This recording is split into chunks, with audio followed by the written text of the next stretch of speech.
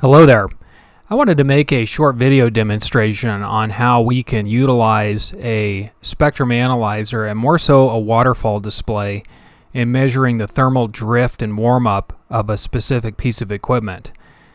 For this test, I wanted to utilize something that would really emphasize that, and so I pulled out the old Eico Model 315 signal generator, and it's a really interesting looking piece of equipment. Has some vacuum tube technology in it, and I felt it would really make a good candidate for this experiment. So we have the Eico 315 output going directly into our device that's looking at the signal here, which is the Apache Labs Anan 8000 DLE. Well, first I just wanted to also point out a couple things in setting up the waterfall. You'll note here at the moment it's showing a frequency, and it looks like there's about a 5,000 hertz view going across the screen here. And I'm going to change this, so instead of it showing frequency now, we're actually going to show the offset. Plus or minus from center, you can see 500 hertz, 1000, 15, and 2000 on either direction. And that's just an interesting thing I think would help for this type of demonstration. The second thing you'll note, if you can kind of make it out, is the movement of the waterfall.